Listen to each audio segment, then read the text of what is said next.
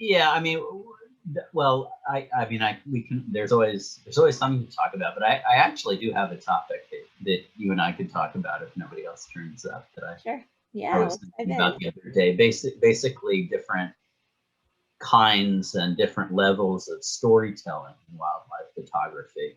Sure. Sort of starting at the most basic level with, the story is just, wow, isn't this animal beautiful or something? But then you start, as you have more of an opportunity, you start layering on stories about, for example, the animal's behavior, the animal's context or setting in the landscape or in the world. And then you start layering on, in some cases, anthropomorphic stories, right? You start imagining them as people and families and creating stories that reflect that. And then there are sort of stories of artistic interpretation, right? The blurry animals in motion, the silhouetted animals against the setting sun or whatever. Yeah. So I was thinking, I'd be curious to get your perspective on how you think about storytelling in wildlife photography, and we could compare some different kinds of images. Yeah. Anyway, but we can see if anybody else turns up and has something better for us to do. Sure. No, I think that's a great topic, and I think that's a really interesting way of looking at it. Yeah, I mean, with storytelling in general, you do want more than it's this is a pretty picture. Look what I saw. You do want some context, and a lot of that has to do with you know putting it within its environment. So, you know, where is this animal living, and what is the conditions, and what is the ultimately what is the message you're trying to convey to your viewers. And maybe it is just look at how beautiful this animal is, but I think you need to have certain elements of that storytelling characteristics within your image to convey whatever it is that your message is within your photo story. One of the things I find is that sort of one of the simplest things you can do, but that has a very powerful impact on what kind of story you're telling, is simply how tight a crop it is, how much of the frame you filled. And, all the way from kind of the animal's face or even a detail of the animal being the entire thing, all the way out to a tiny animal in a huge landscape. Yeah. And that alone kind of accounts for a lot of different ways of doing it, which is one reason I'm not a prime lens guy. I always have a zoom. I'm the same way. I hate prime lenses because I do like to have those options to move in and out of a frame. And I guess here I'll share a couple images that I just took um, last week or 2 weeks ago, that exactly portrays what you're trying to say. So, being first your more traditional um, type of image. Oh boy. You see that? Okay. Yeah. So here we've got that tight crop, right? So we know it's a bear, it's a grizzly bear. And within that, it's not, we're portraying it in less of a threatening way, right? The bear doesn't look vicious. It doesn't look like it's scared. It doesn't have any sort of elements to it that is giving us any other context other than this is a grizzly bear. And if you really want to dig in deep, there's an ear tag. If you start to look at the details, you can tell that this is a tagged bear. Um, but that's just about it. There's not much more to this image beyond what a pretty looking bear. But then when you look at an image like this, these are also bears, but it tells you a completely different story. This is, them in their environment. You're seeing a mom with multiple cubs. You're seeing one of them standing up. So you're just looking at a behavioral trait. And I think, although both images I think have merit, and depending on the story you're trying to tell, you might need that closer crop or you might need this further away picture. But I think having that option and providing that within a story is going to give you a lot more context to a species that you're trying to talk about.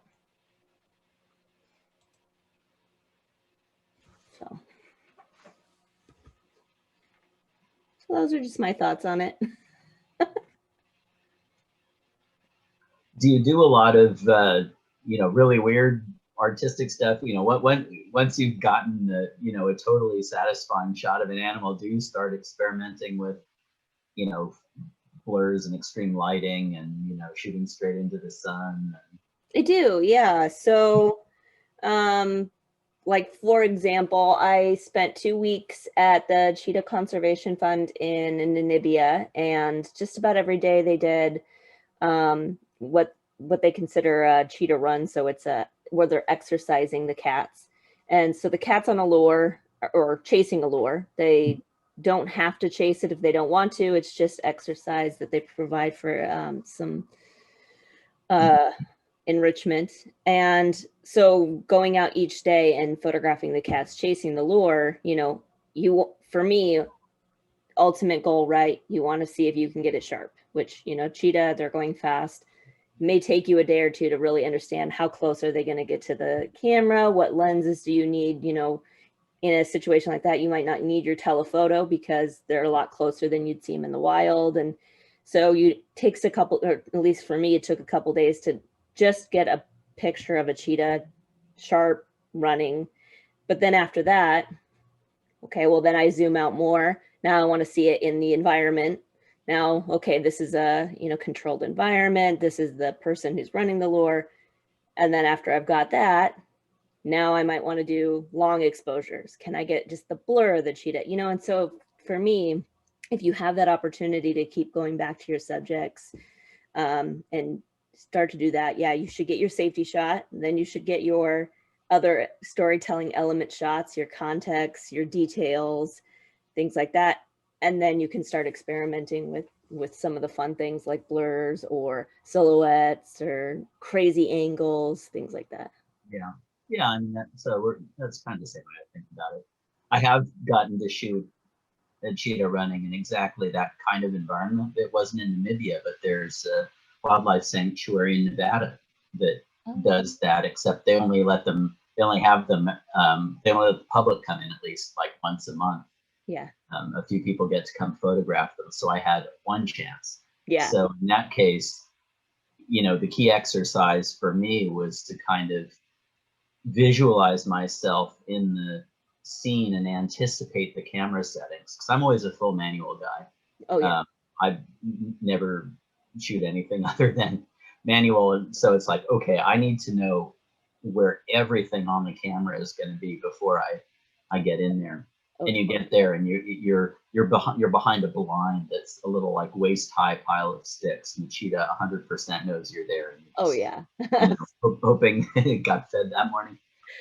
But yeah, you've got to, as you say, visualize the speed and the angle and the distance and all that. And Absolutely. if I'd had more than the one chance, I would have done more experimenting. But as it was, I just wanted to get that shot of kicking up the dirt as it comes around the corner.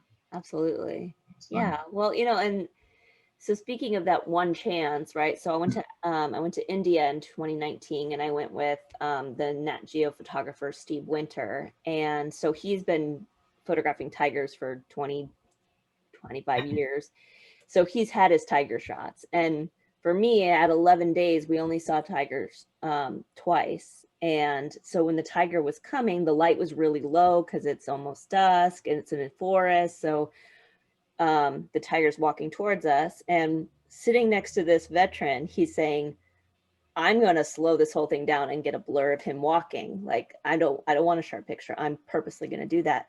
And for me, this is maybe my one chance to get a tiger picture. So I'm not going to risk the artistic shot. I'm going to get the very boring, sharp tiger in focus to the best of my ability. And we both went in with that completely, with our intentions. And granted, of course, his picture is more interesting, but he doesn't, he has that opportunity that if it didn't work out, then it didn't work out. He has other pictures. But for me, it's like, I'm not going to risk the artistic shot in that one chance you get. Yeah. I mean, in a sense, we might have talked about it a little bit last time, but that's kind of what I do in a lot of situations, not just wildlife photography, but my instinct when I see something, I've got to have is start firing and then figure out, how can I improve that? How can I get something? How can I make it better? And then when it's, when I've got something I want, okay, now how can I do this, see this differently? But yeah, when you're out there with a one-time opportunity, and I'm glad you mentioned that, because we're actually, we had scheduled India for, well, we would have been there now. Yeah, I would go to India right now. It's now going to be 23. Yeah. But yeah, I've never seen a tiger in the wild, so the first shot is not going to be a weird science project. But and you get, some animals and birds are a lot more patient than others. Oh, totally. Yeah. So yeah, you take what you're given, and the penguins, it's like, yeah, okay, if you don't get the shot as you first step on shore, you're gonna have a few more chances, for a few thousand. But I was trying to photograph a wire-tailed mannequin dancing in the Brazilian Amazon in the trees. It's just like, it explodes. Oh, so cool. This bird is not hanging out. Yeah. And when you want to see it moving, good luck, because it's not going to move anywhere you can follow. Of course, right. You're in a canoe. Right. Is that in Brazil? Yeah. Brazil. Yeah. I got it. I mean, so it's an example where I actually had enough opportunities. I was using off-camera flash. Oh, wow. Manual flash, everything, and I got what I think is just a stunning picture that I'm really happy with of the bird. Yeah. But there's no way to get the behavior, because it happens too fast. Their dances are so fast. It's just crazy. There are great YouTube videos of this that people have clipped together, set to different music, and you've got all the different kinds of mannequins doing their different dances. But no hope in real life. But I was thrilled to have a picture of the bird itself. Sure. But no way I'm going to get the dance. Yeah. Well, I believe it could be wrong, but when they did Planet Earth, I think it took them 2 years to get the video of it doing that dance, because it's so hard. Yeah. Yeah, they have a lot of patience and money. Money. And a lot of canoes. A lot of canoes, yeah. I'm just visualizing them, swarming this flooded forest in the Amazon. Yeah. Oh, he's over here. Bring the big camera. Exactly. But yeah, I think, it does talk, it's about how much opportunity do you get, how much time can you invest in that subject. And I think that's why people who do close to home projects tend to get a little more of an in-depth story than someone who's going to, India for 2 weeks, or your one chance to get that one behavior. If you can be there over a course of a long period of time, you're going to get those more unique opportunities to tell a greater story. Yeah, for whatever reason, my wife and I have never done a lot of close to home stuff. We're always traveling, and so sometimes we're on our own, and it's sort of catch as catch can. Other times we might be with a guide who is familiar with the animals, understands their behavior better, and that can provide a real head start to understanding what's going to happen and what to be looking for. We have you ever been to Ethiopia to photograph the geladas in the Simien Mountains? Oh, I have not. They're super cute and funny, but they also have marvelously predictable behavior.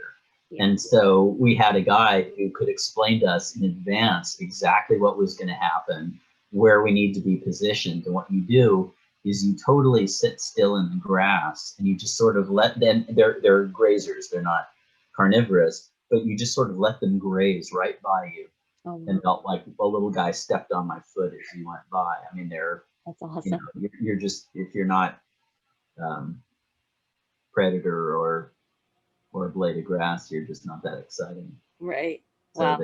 They just grazed right by. But we had somebody who knew what was going to happen and put us in the spot, and told us, what to be watching for. Yeah. Yeah. Well, and I think that's essential. If you are going to an area that you're not familiar with, that a guide is everything. Absolutely. Very true. So you probably told me this last time, but I've forgotten. What do you typically do for distribution of your images? Do you publish or art shows? I haven't really done any shows, especially not of wildlife. I've Yeah. done some things with some of my motion blurs, but those are mostly urban. Yeah. A lot of them from Las Vegas, but mostly I just have my own sort of website gallery hosted by Fine Art America, Right. which is where I guess where we found each other. Right. So but I'm not really trying to do anything. I'm not expecting to make a living from them in any way. Every now and then somebody sees something they've got to have, but Yeah. it's like it's rewarding to sell something for actual money to somebody you don't know, right? That's validation, but Right. it's yeah, I don't do a lot of marketing. I used to have a very substantial social media presence, and unfortunately, it was on Google Plus. Oh, So yeah. that just got wiped out in a day. I mean, literally hundreds of thousands of followers, Oh, and I never had and don't plan to have a presence on Facebook or Instagram or any of the. I just think those are really unhealthy platforms, whether for photography or anything else, and I don't want to be part of that.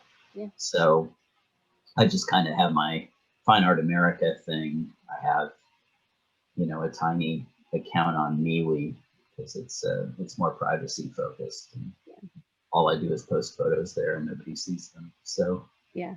um, the opportunity is a lot less than it was when I had Google Plus. Yeah. I picked the wrong horse, but it was the right horse for me, but it was the Yeah. wrong horse for results. Yeah. I remember Google Plus, but yeah, I didn't really notice when it it went away as much as other people, because I was in on the Facebook from back when you had to have a college account to have Facebook. So I mean, right from the very first year it came out, and it's been my major platform since then. So, but you can see that it's changing. I mean, definitely people are more interested in Instagram, and even now younger crowd, they don't follow Instagram. They've moved on to, I don't even know what, Snapchat Yeah. or whatever. TikTok, I think. TikTok. Totally. Yeah, which I'm not interested in participating. It's not my audience, I don't benefit from trying to market to teenagers and early 20s. So, Yeah, I mean, it begs the question of, who is your audience? I mean, it's different. For example, if you're trying to sell prints versus lead workshops, but because your market is actually the people I have access to, which are other photographers. yeah, Um, but from the standpoint of selling prints, that's not very helpful if you're mostly in contact with people who produce 100 photos of their own every day. exactly. Yeah. So, I mean, I'm trying to reach three completely different audiences, and that's where I struggle with, you can't just put content out and then expect to appease such a wide variety of audiences, because I do sell fine art prints and art shows, but I also lead workshops and things like that. So those two audiences are 100% not the same person. So you have to balance that. Well, cool. Well, do you think we've answered our question about storytelling, or Yeah, I suppose. I just, was sort of curious how you thought about it. But it's one of those things that there are a lot of layers to the onion, and absolutely. you know, sort of people come in with different skills and different interests. My wife and I are always joking around because we give each other bonus points every time we get an animal eating something or its mouth open. So it's, if you can get an animal with like the tail of another animal hanging out of its mouth, that's like the triple bonus score. Oh, for sure. We're always Yeah. messing around with stuff like that. But, Yeah, my husband used to ask me why I had so many pictures of wildlife with their tongues hanging out, and I just happened to be the shot that I kept getting, and it was starting to become it's funny. yeah, it's hilarious. I've got, well, should I, if you want, I can just pull up, Yeah, like I've got a wildlife gallery from FAA that I could, do it. Yeah, and if there's anything you're interested in or want to talk about, we can talk about it. But that's good. yeah, I've got some favorite tongue out shots. Let's see, You should be can I able to share share. screen? Yeah, Is that gonna work? I gave permission, so Uh, Screen, right? Just, it should say share screen. It should be green at the bottom. huh. Oh, there you go. Oh, all right. So now you've got my exciting Zoom screen, right? Yeah. Did that work? Okay, so let's go here. Yeah. Are you seeing this? I can.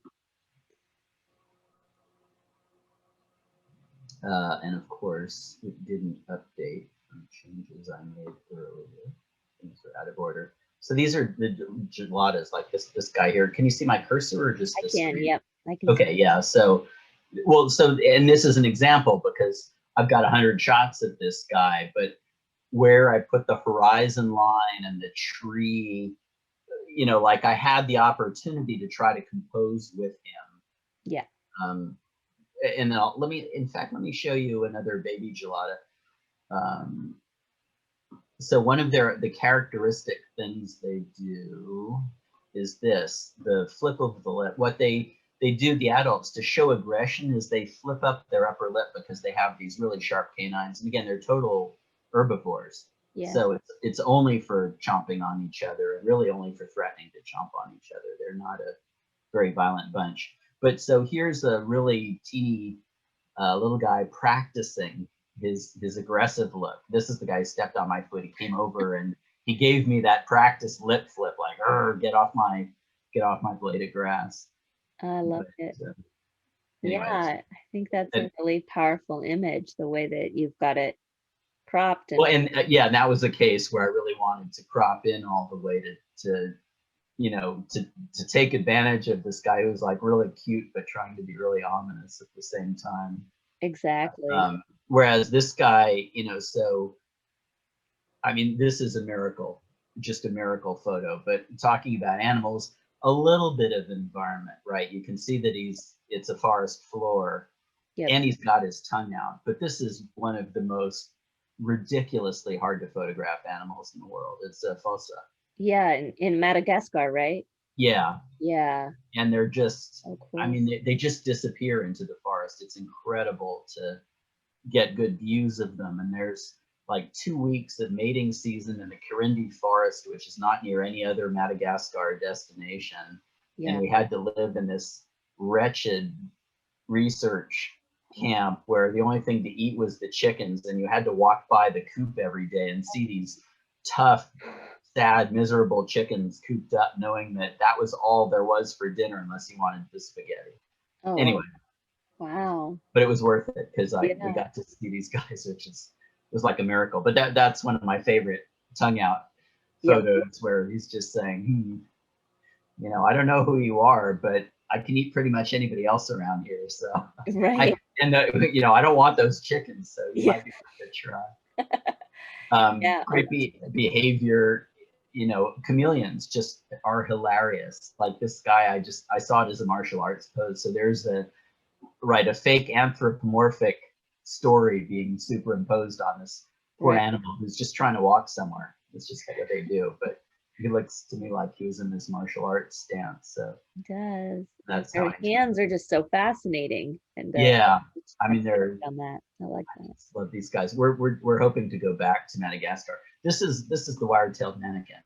And again, I got this is at a distance in the Brazilian Amazon from a canoe with off-camera flash. Like I'm waving the flash in one hand, and I've got my giant camera and lens that my hand's about to fall off in the other. Oh, I'm And sure. I Yeah. was just thrilled to get the photo. But Well, That the sharpness of it with that situation is quite impressive. yeah, there's no way I was going to get him dancing. And this was, I want to say it was ISO 2500-ish. It wasn't super high, but it wasn't low. Yeah. So I was still able to, to see the feathers, even though I had to use a little bit of noise reduction. But I kind of shy away from noise reduction. To me, if it's grainy, it's grainy. Yeah. Nobody's, putting this up 6 feet wide anymore. Right. No, that's really good. I like that. What else? Oh, we talked about the speed of the cheetah. I'll show you my cheetah in a second, but this was another, because I'm trying to get him not near. I don't know if you know about the bee hummingbirds in Cuba. They're Yeah. they're tiny, they're rare, they're fast. But there's this guy, there was a hurricane, and this guy, they used to live near his house, and he saw their numbers plummet after the hurricane. Mm. And he realized, like, hey, his little friends are going away here. And so he did what he could to create as much nice habitat for them. He learned about them and created a habitat in his backyard. And so they're totally free and wild, but he attracts them to his backyard. And if you're lucky, he lets you just come visit his backyard and you see them. But you don't, to not get, his house in the shot, or the tree that he's got the netting on to protect it from the bigger, more aggressive emerald hummingbirds.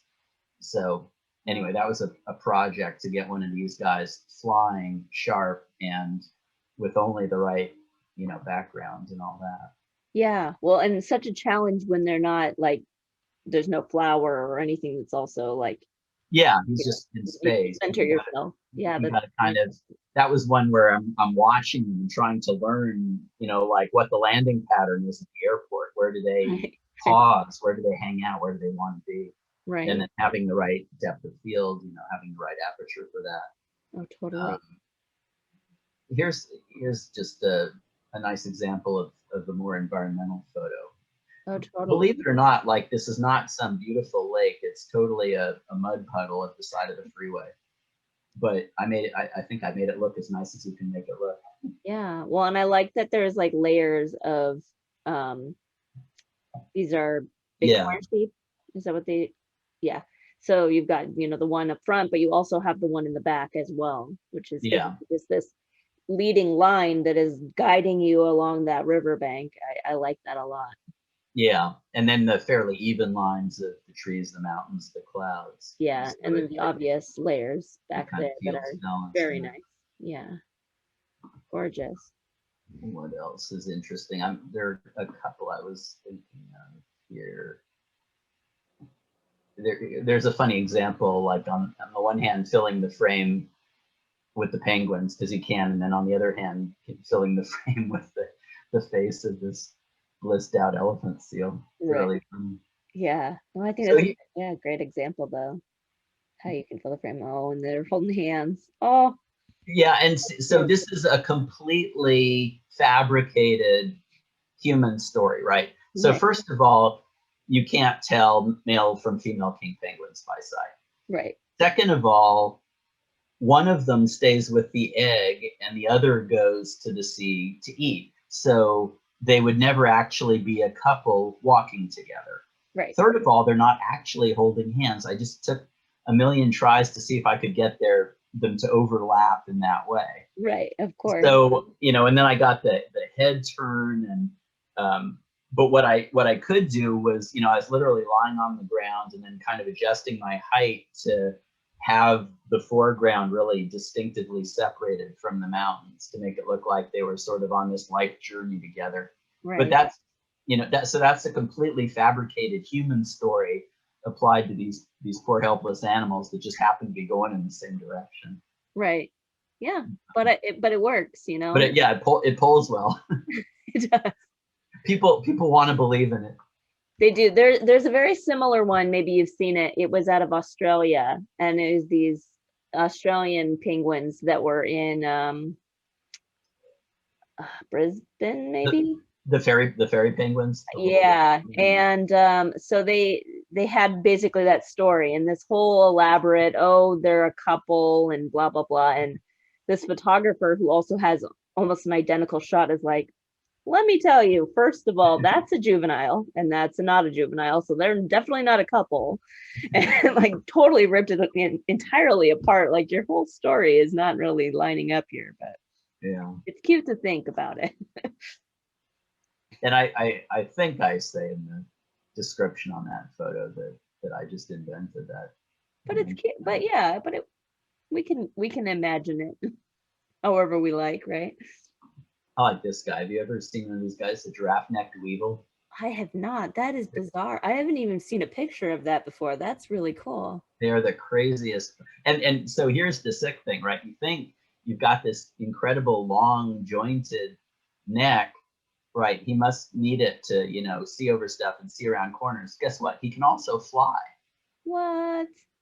He took off after this shot.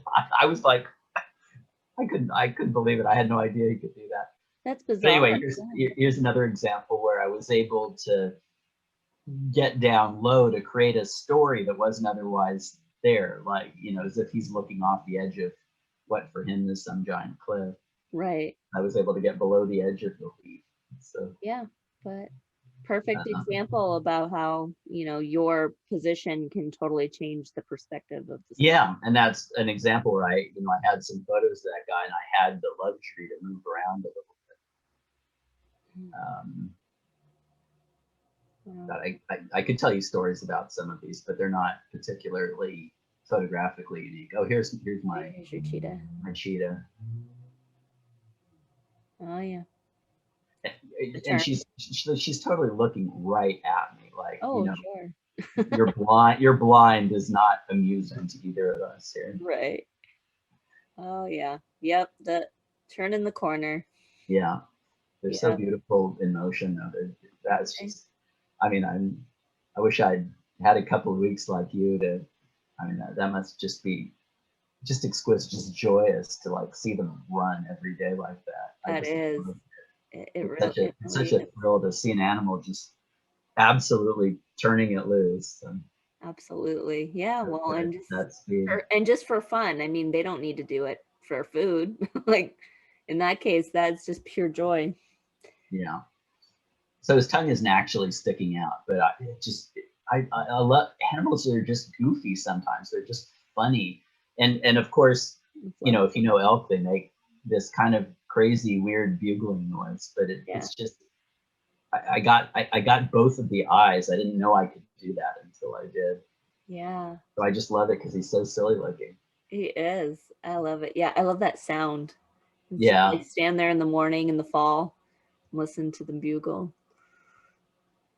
We've had some amazing adventures here. Yeah, we've been really lucky to be able to travel. Oh, I like your bundle of bats. Oh yeah, those guys were great. They're in a cave, and this is also in the Brazilian Amazon, near Presidente Figueiredo, I think. That's great. God, I love bats. They're so cute. There are these amazing Madagascar flying foxes that are huge that we got to see a nice group of, and I'm hoping to go back and photograph them again one day. Like, I know where they are. Yeah. Yeah, I saw them in canes, the flying foxes, and they're ginormous. Just huge. But you can photograph them like birds. Like, they're really, you can get great flight details of them. Oh, totally. So beautiful. There's some I mean, these are, if you haven't been to Brazil, this was a really fortunate sighting. Spix's night monkeys. Wow. That I saw during the daytime, so I could get a much better shot than I'm sure I would have at night. Oh, for sure. Yeah. They're so adorable and goofy looking. Yeah, their eyes are so huge. With the big nocturnal eyes. Yeah. Wow. I'm just trying to see if there are other interesting photos to talk about. Every now, wildlife out of control. Like eating the hat. We have no idea why this lemur was so fascinated by our friend's hat. This one lemur absolutely went berserk for the hat. Oh my gosh. That's hilarious. We could not, we're like, God, did she sweat in it? Is there salt or something? We couldn't figure it out. Oh my gosh. Now, is this a wild lemur or is it Yeah, it is. Wow, it just jumped it's on it's and it's in an area where it's pretty habituated to people. yeah. It's kind of in a, like it roams free and it feeds itself in the wild, but it's near a hotel with a lot of tourists where it sees people all the time. Yeah. And every now and then, I'm sure people bring fruit to feed it, so it probably tends to be attracted to people. Yeah. But Oh, funny. it's a pretty wild animal. Oops. Like, Oh, that's hilarious. anyway, Oh, I love it. and because they are used to being around people in that area, so that was a place where I had a second chance. We had gone one afternoon just out from the hotel to see these guys, and we had another chance the second day. Second day, I brought a macro lens. Oh, wow. That is an 85 millimeter macro lens, and I got the most amazing shots. This one up here, that's one of my favorites. This guy, the little baby, Oh, yeah. it's literally peering at us. That's its mother's back. It's literally looking over its mother's back at us. But so, like, not only did I get to see that, but I had a macro lens in my Yeah. hand. Yeah, that helps with the details there. Yeah, so that was just and definitely, next time we go to Madagascar, which we're hoping is late next year, I'm going to get a much nicer macro lens, because that was with my wife's crop sensor geometry lens. And if we get to go again, I'm absolutely getting myself a really nice full frame macro. Yeah. No, I don't blame you. That's a great idea. Um, Wow.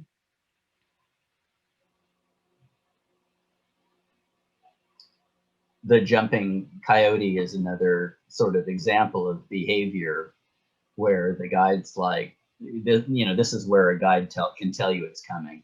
Yeah. We were probably watching the animal so closely that I would have had no trouble getting it anyway, but it's good to know that it's coming. Right. Yeah. They're just the little tells that they have before they pounce. Yeah. And again, this was an area you probably saw another one of the coyote farther up that was much more filling the frame, and it's the same animal. This one is just pulled back, so you can kind of see what he's doing. Yeah. Yeah, that helps with the environment in there. Yeah, and the rule of space, leave more room in front of the animal. Yep. Um, this is a crazy photo.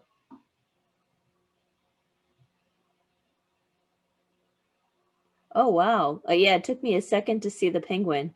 Right. Like And you, I even in post, I almost never like really process photos, but I brightened up the penguin just a little bit to try to make it obvious. pop. Yeah. But yeah, like people won't, people never get it in a thumbnail, but I just love this, to see the little penguin fully out of the water next to this enormous whale. It's like he's racing him. I love it. Yeah, I love it. That's so cool. that's just one of those things where, on the one hand, it's really lucky. On the other hand, it's when you make your luck, because you've got your settings cranked, your fingers on the button, and you're watching like a hawk for something to happen. Right. So yeah, I don't need to tell you about, making your luck as a wildlife photographer. Oh, completely. Um, oh, this capybara just let me. I mean, I spent like 20 minutes just kind of like crawling really slowly and sneaking up on this capybara that was just chilling and hanging out. And this is at like 24 millimeters. I mean, I got within Yeah. almost reaching distance of this capybara Wow. for some reason I totally don't understand. He's just like, okay. What else is worth talking about? These penguins. So when you have a lot of animals, managing depth of field, like who's really in focus, what's really in focus. So, I separated the front bunch from the back bunch, but even the guy in the front of the frame is not sharp. Yeah. It's that middle level But that we got. yeah, but trying to I just like the way this cluster of guys was like looking all over the place, because usually, you know, you'd think something more organized would be happening, but sometimes where there are masses of animals like the penguins, it's kind of weird to figure out how to deal with that. You know, when you have that, like that penguin scape I had before, where it's just all the whole frame is penguins. Yeah. You know, do you shoot that at F7 or F8 or F22, or you know, what do you try to do with that? Yeah. Yeah. Depends on what you're trying to do. So here, isolating the group, I think gives it a little more interesting. But then the other one where they're all in focus is more about the masses. So Yeah. yeah, I love it.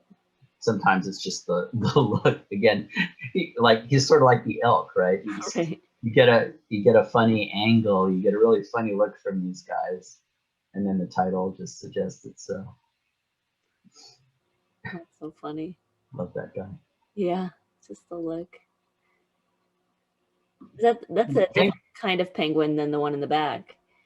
Yeah. Well, so for example, you can see them here. Oh yeah. I called it agree to disagree, where you've got a Gentoo in the front and a king in the back, and so the one guy looks like he's stomping away. That's so great.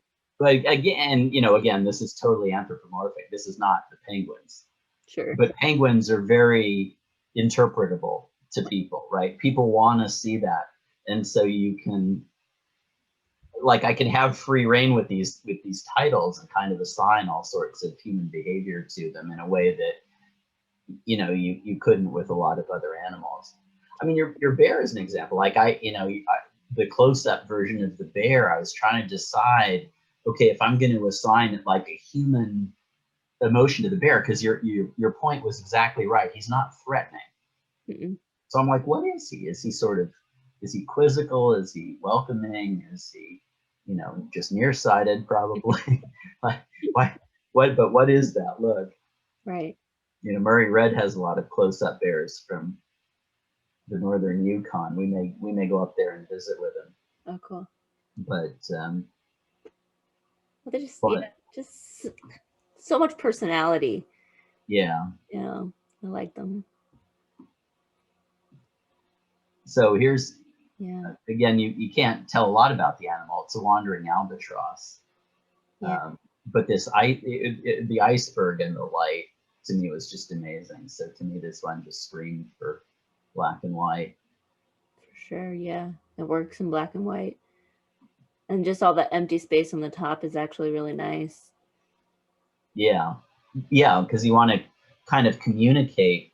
You know, when you think about an albatross, I mean, the main thing I think about, aside from the wingspan, is the distance they fly. Right, these guys will fly thousands of miles, and so, you know, to me, I'm just trying to imagine him in his vast world that he just kind of cruises gracefully through. So I'm trying to find that vastness. Oh, for sure. Yeah. Well, you're very But good yeah, at communicating what you're trying to say. relative size is a wonderful thing. I love this one too. Mhm. Oh yeah. You've got this huge penguin nesting area of hundreds of penguins in front of this massive wall of ice. Right. That was really amazing. Oh, for sure. Yeah, it just puts it in just perspective on how big those icebergs are. Yeah, and so again, here I took a very thin sliver of the land, this massive wall of ice, and left almost nothing at the top. Oops, back. Just enough to communicate that there is a top. Yeah, but I think that little bit of sliver of top is so important to that image. Otherwise, you just lose the whole iceberg. Oh, this is. I'll show you Blondie in a second, because that's just an amazing shot too. But in the Falkland Islands, it's not all protected wildlife habitat. Right. So you have these Magellanic penguins, and they're the only burrowing penguins. So if you look at the guy in the back, he's actually coming up out of the burrow. And then you have farmers grazing their cattle. And so again, this was and I'm, you know, again, we're driving along a bumpy road, hanging on to the the back of a truck while I'm trying to shoot this. So I didn't have too many chances, but I'm like, okay, this needs to be, you know, like I totally wanted the cow blur like that. It just worked out great. This is exactly what I wanted because it's just so weird. Yeah, that's not an image you see very often. Forever. Well, and somebody, you know, threw it out of the contest because they thought it wasn't in the wild, and I'm like, Oh, well, that the penguins are in the wild. The cow, you know, you can debate about whether the cow's in the wild. right. A leucistic Adelie penguin. Wow. Hardly anybody appreciates this, but like Yeah. there were naturalists on our boat that had been to Antarctica 100 times, and they said they'd never seen one before. Yeah. And is it just the angle or is that right flipper like Just the angle, it's just totally, angle. totally normal, symmetric. It looked like it was shorter. Yeah, no, it's just sticking straight at It us. just sticking straight The up. penguin, I mean, the penguin is like plump and has a nice coat. Like the penguin is totally healthy. Yeah. And the naturalists said they rely much more on sound than on looks. And so they said, you know, probably has a mate, probably, you know, perfectly welcome in the colony. I think this is at Brown Bluff, which is one of the most accessible Adelie colonies that you get to in Antarctica. But Wow. I mean, to me, this is just like a miracle photo to, Oh, for sure. Yeah. no, I should say a miracle 125 photos to see that penguin. Oh, for sure. Yeah. What else is fun? I reversed the colors on the snake. Oh, here's a great one, my favorite tongue out shot. He totally looks like he's just like, screw you, and the camera he came in with. I know, right? Oh my gosh. He's so Lemurs, I just adore lemurs. yeah. Lemurs are the most Oh, he's cute. sweet little expressive animals. Um, what else? Here's another example of, you know, the scale and context and layers because it's in the Great Sand Dunes. So you've got the mountains and the dunes and the prairie and the trees, and then suddenly you realize there's deer in the foreground. This is like from the back of our hotel room. Yeah. And like you would not expect those two things to be in the same image. Yeah, That prairie and then the dunes. yeah. So it just makes your eye wander around. Normally, you remember how strict I was it poor Gina or Diane about the cranes and the snow geese. I'm like, there is one story in a photo. Well, here you can always break the rule. I'm going to pretend that the story is layers. Right. So there. Yeah. Well, it's a story of the unexpected. Yeah. And But so on. I mean, you know, when we talk about story, I mean, you probably totally see my style by now, which really is very, you know, there is one story in the frame.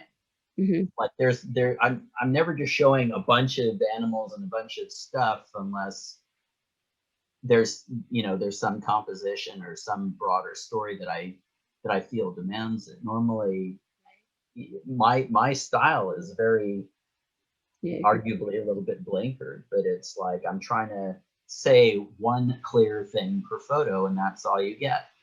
You know, this one does not need the other balloon that was right there. It does not need clouds. It does not need a piece of landscape because it's just the geese and the balloon. There should be nothing else in that frame. Right. And I tend to be, you know, like a hard ass with myself about that. That's just my, you know, my style more. Yeah. Well, you know who you are as an artist. Yeah, see, I can do a lot better than that. I need to go back to those. Those are the Madagascar flying foxes. There's let's see this.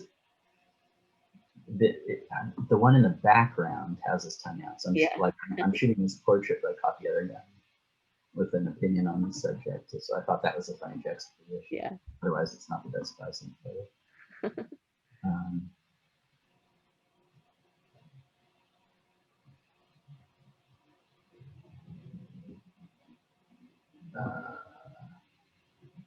Oh, The colors.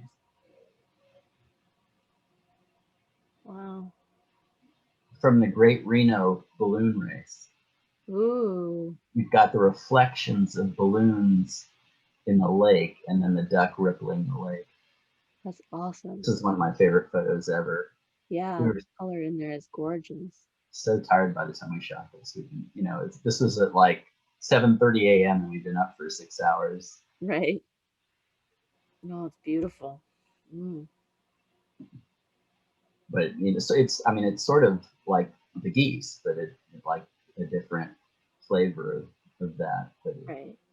I love that one. Another nice environmental shot with the bison. Again, if you zoomed in, you'd see that a lot of them were ear tagged. I don't know if the herd was just being studied or managed, or if it was actually being farmed.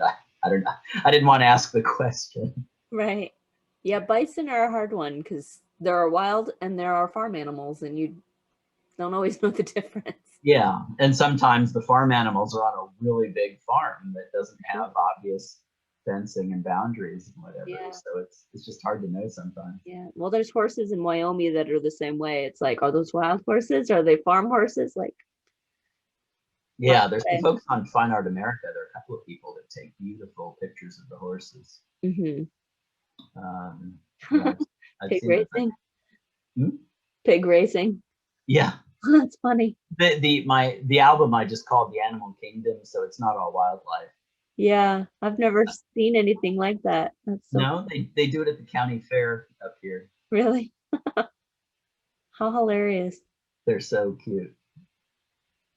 Again, this is one of those things where it's a nice compact venue, so you can scout the venue, figure out where you want to be, what shot you want. It's not easy. I won't say I elbowed any small children aside to get that spot right at the end, but I might have shot right over the shoulder of a couple. Yeah, you gotta do what you gotta do. I've elbowed my fair share of small children. Only when they need it. Um,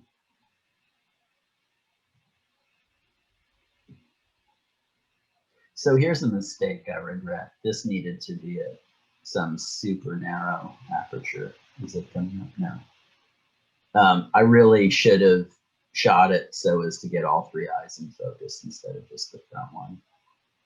Yeah. Like it was a great idea, a great potential composition, but in this case, it needed to be sharp all the way through the frame, and it's not.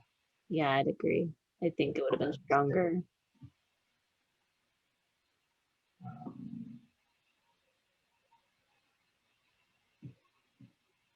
I don't know, probably not too many more exciting things to talk about here.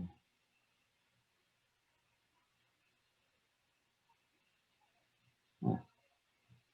Anyway, you get an idea of what Images. Yeah, that's wildlife wise. quite the collection. But that's hopefully that can I oh, here I can stop the screen Yeah, you share. can stop screen. But hopefully that kind of just talking through those gives you an idea of how I think about some of these images and what I'm trying to shoot in some of these. Yep. Actually, as I think about it, that album doesn't have the more artistic attempts. Those are kind of elsewhere. Right. Yeah, I mean, I think what is blatantly obvious to me by looking at that collection is that you're shooting with intent. You have a very clear vision ahead of time and you're executing it well. So I think it's far better than most. But I need to intend something even more clever and beautiful. Right? Yeah, you got to keep pushing the boundaries and continue to learn and become creative, and that's the real hard part, is pushing those limitations. Well, in some ways, it raises the question. So sometimes we go somewhere with the purpose of taking photos, and sometimes even taking specific photos. Other times we're traveling because we just want to go to the place, and while we're there, we're going to take a lot of photos. Mm-hmm. But it kind of raises, I always feel like there's so much world to see that we rarely go back anywhere. Yeah. We've been to Costa Rica twice. We've been to Antarctica twice. And we're planning to go back to Madagascar a second time. But much of the world, certainly in terms of wildlife trips, we've only been once, and there's kind of no plan to go back because there's a new animal to see. Right. But it raises the question, like for your stay in Namibia, should we be thinking about opportunities to just settle in a little bit more and give ourselves more chances with some of the same animals, more opportunities to take different photos or better versions of the same photos, to see more different kinds of behaviors, or to go in a season to look for, certain specific behaviors. Absolutely. We're not on assignment. Nobody's told us go away for a year and come back with, the definitive, tale of the fossa, or the Right. historic, like your friend. But Sure. But so for example, and I've done a lot of what you're saying, just going to one location, just once, a location just once, but um, to the opposite stance, I spend a lot of time in Grand Teton National Park in Wyoming, and I've been 15 times. So wow. the pictures that I would have gotten on the first maybe 5 trips are not the pictures that I'm taking now. I mean, I will skip certain, your very stereotypical pictures unless I'm with somebody who's never been.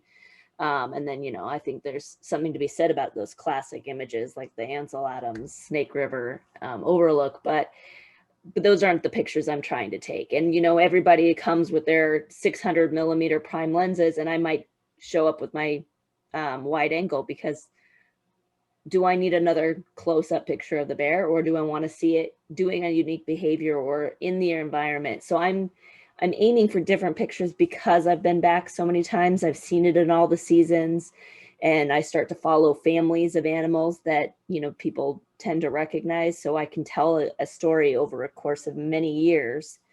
And, and it depends, if you're just trying to mark off, like, I want to see as many of the big cats that there is, then you got to go to a lot of different places. But if you want to tell a deeper, richer story, I think you have to spend time in one location. And like you said, different years, different times of year. And I think all of that's really important to tell those rich stories. Yeah.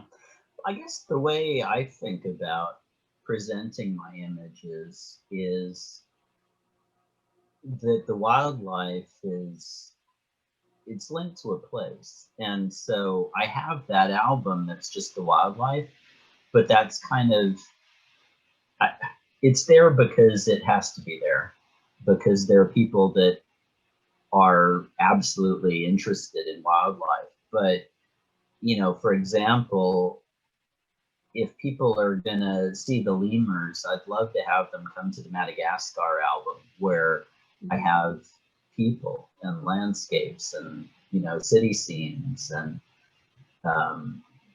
now this is much more true on Google Plus than it is on Fine Art America. I haven't nearly uploaded everything I had, but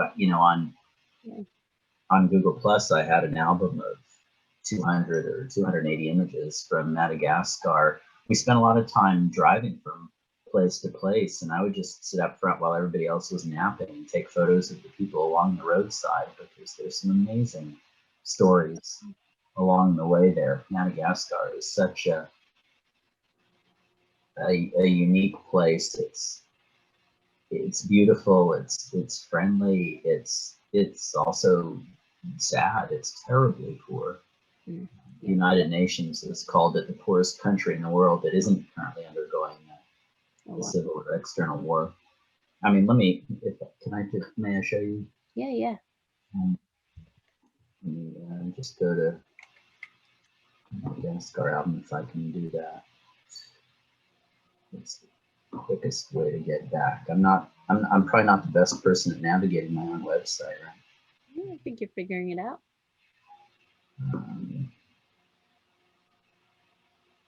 It's got to be harder than that, doesn't it? Where is it? I've probably uploaded something that causes me not to be seeing the cover photo I want to see. I'm just not seeing it. Sorry. Okay, it looks like there's a second page though, so might be on Yeah, but there's no way Madagascar. Oh, it's because of the Drongo. I just uploaded the Drongo. he shouldn't be the first image. But I mean, you know, there's some gorgeous landscapes, but yeah, to me, this is a more definitive picture of Madagascar than the lemurs. yeah, When I originally posted this on G+, I wrote like a 750 word essay on kind of the state of education in Madagascar, what was going on with it, what people were trying to do. And we were there in 2013 during the first election that they had after a 2009 military coup. mm-hmm. And so it was an exciting time kind of politically, but the country had also been ostracized from most of the world economies for the last 4 years, and that wasn't doing people any favors. But Yeah. Well, anyway, but yeah, telling the story of the people is vital. You know, if you're going to tell a story of a place, you know, there's nowhere that you could go that you're not going to be having some impact on the people there. yeah, I think that's really important. yeah, and I'm sure this is something you and everybody there talks about, but nowadays it's becoming hopefully better and better understood that those of us who are traveling to these places have a responsibility, not only to leave things as we found them and to be respectful of the wildlife we're photographing, but an appreciation for our impact on the local scene, and to try to Completely. be a force for improving things when we can. Absolutely. Yeah. 100% agree.